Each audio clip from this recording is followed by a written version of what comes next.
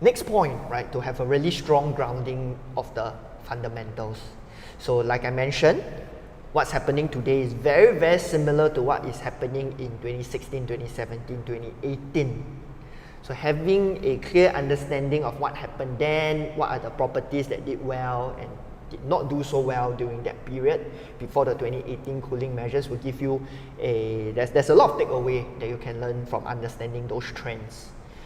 I would also pay attention to the supply charts. Like I said, the fundamentals don't change over a short period of time.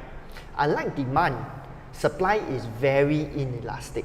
You have to sell a land today to get a house 4 years later. You cannot sell a land today and expect the house to be built within a year. So supply is inelastic. So what is done today will affect the next year, next 2 years, next 3 years. So once you know what can't really change in the market, you can then make a better decision. I like to tell my clients, if you buy today and a cooling measure or something happens to the market tomorrow and you panic, means you are not ready to buy.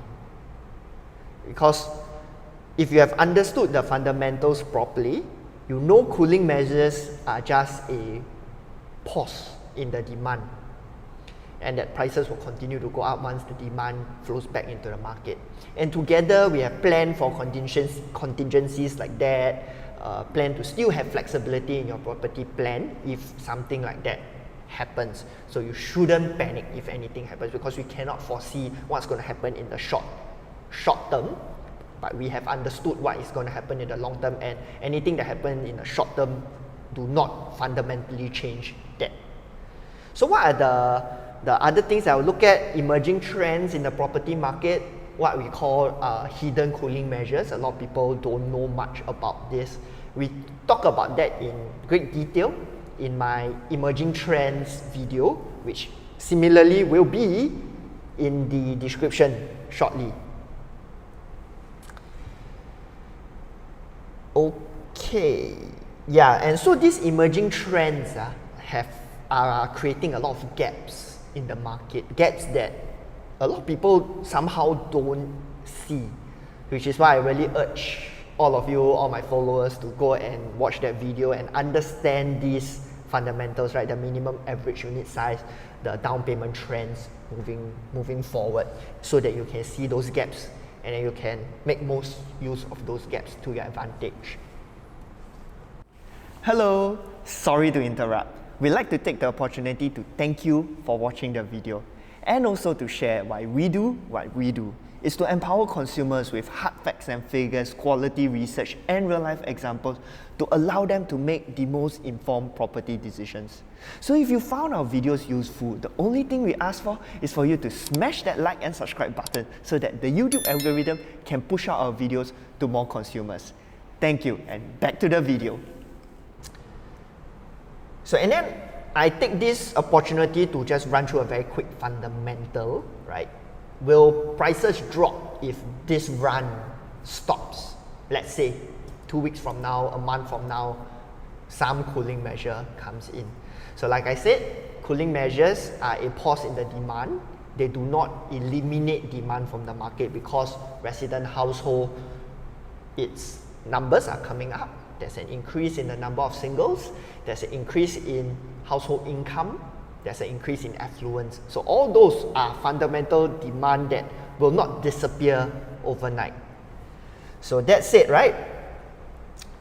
You still have to do your due diligence in what you buy, because if you buy wrong, not only your price will not go up with the average, because we see the trends coming up, right? And this is a PSF chart.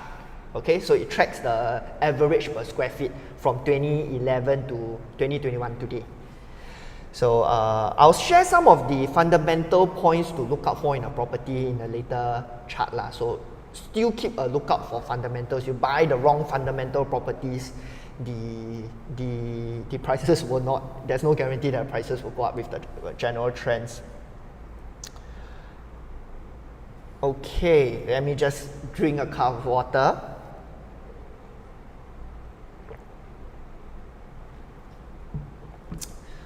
So if you are still waiting for prices to come down, or you're under the impression that if cooling measures come, the prices will come down, I really urge you to watch my cooling measures video and also my debunking the myths video to really understand why I and we here at The Right Move firmly believe the prices will continue to go up.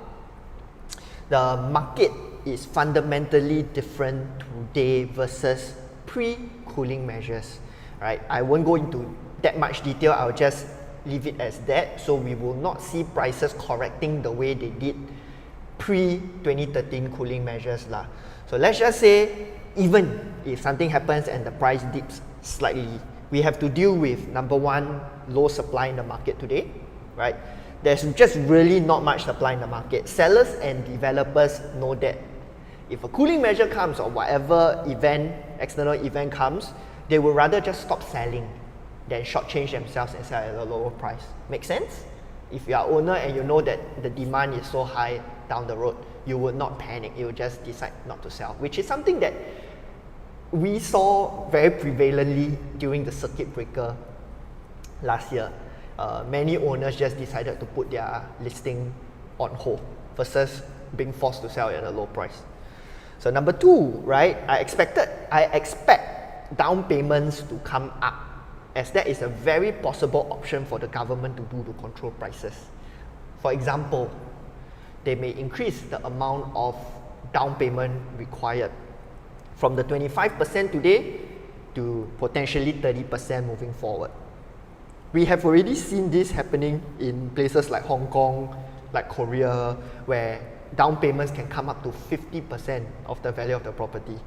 So it is, in my opinion, one of the best ways to control the prices, because it's not destroying demand, it's actually making the market more safe, more sustainable, because you force people to pay down more for the house lah. It's just that it's quite tough because people have to then save up more money. And then also on top of that, we have the minimum average unit size, making units bigger.